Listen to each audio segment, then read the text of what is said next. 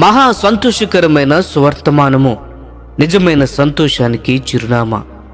జీవితములో ప్రతి అనుభవం ఓ మధుర అనుభూతి. మనిషి తన జీవితంలో చేసే ప్రతి పనిలో సంతోషాన్ని, సంతృప్తిని వెతుకుతాడు. మనిషి పుట్టింది మొదలుకొని గిట్టే వరకు ఈ లోకంలో ప్రతి ప్రయత్నంలోనూ సంతోషభరితంగా తన జీవితము సాగాలని కలలు కంటాడు. మనిషి జీవితము ఒక ప్రయాణమైతే అందులో చేరుకునే గమ్యము స్వర్గధామం కావాలని ఆశ. జీవిత మజిలీలో బాల్యము, యవ్వనము, నడివయస్సు మరియు వృద్ధాప్యంలో ధనం మూలం ఇదం జగత్ అంటూ ధనముతో సమస్తము సంపాదించుకోవచ్చుననే భావనతో జీవితము వెళ్ళబుచ్చుతున్నాడు. ఈ లోకంలో బహుగా సుఖపడి తన శరీరమును పోషించుకుంటూ ప్రాణమును కాపాడుకుంటూ సమాజంలో కీర్తి ప్రతిష్టలు ఆకాంక్షిస్తూ తనదైన లోకములో విహరిస్తూ సంతోషాన్ని, సంతృప్తిని అన్వేషిస్తున్నాడు. అయితే మనిషి తన ప్రయత్నాల్లో సఫలీకృతుడు కాలేక తీరని శోకములో నిరాశాజీవిగా నిరీక్షణ లేక తనువు చాలిస్తున్నాడు.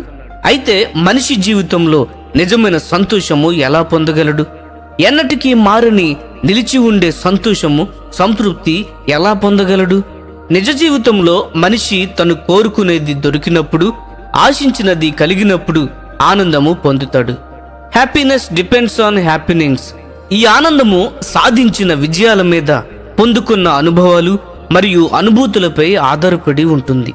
అయితే ఇలాంటి పరిస్థితుల్లో మనిషి తను ఊహించని కీడు జరిగినప్పుడు, ఆశించిన మేలు కలుగనప్పుడు నిరాశ, నిస్పృహ శోక సంద్రంలోకి నెట్టివేస్తాయి. అప్పటి వరకు ఉన్న ఆనందాన్ని ఆవిరి చేస్తాయి. మనిషి తన జీవితంలో అనుభవాలను ఆసరా చేసుకున్నంత కాలము ఇదే దుస్థితి కలుగుతుంది. వీటి ద్వారా కలిగే ఆనందము తాత్కాలికమైనది. నిజమైన సంతోషం అనేది ఒక ప్రత్యేకమైన సంబంధములో నుండి జన్మిస్తుంది. మొదట మనిషి దేవునితో సంబంధము కలిగి ఉండేవాడు.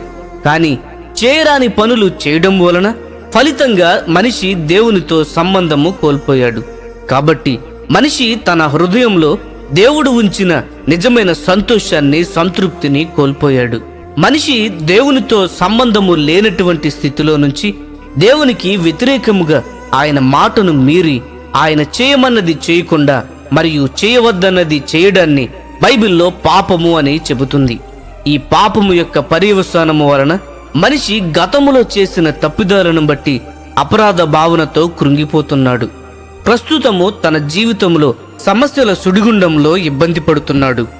భవిష్యత్తులో తను మరణిస్తే ఏమవుతుందో అనే మరణ భయంతో, నిరాశ, నిస్పృహలతో తన జీవితాన్ని శోకసంద్రమయము చేసుకుంటున్నాడు.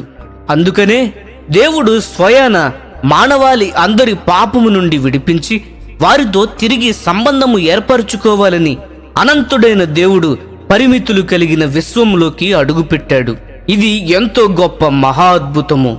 మానవుడు దేవుణ్ణి తెలుసుకోవడానికి భూమి మీద దేవుడే యేసుక్రీస్తు ప్రభువుగా పుట్టాడు.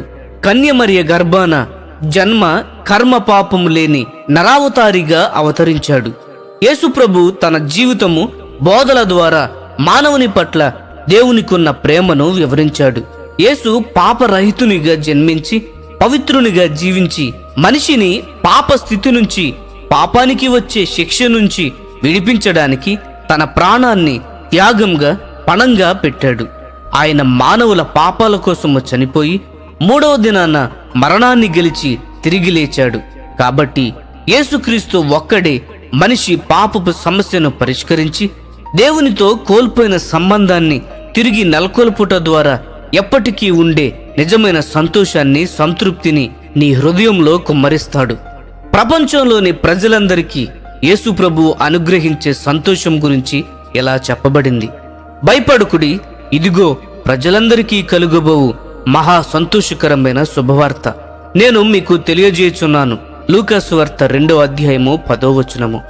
కాబట్టి ప్రియ శ్రోత, యేసుతో సంబంధము కలిగి నీవు నిత్యమైన సంతోషము పొందాలని దేవుడు కోరుకుంటున్నాడు. Joy comes from having relationship with Jesus. ఇదే మా అభిలాష. ఓపికతో విన్నందుకు ధన్యవాదములు.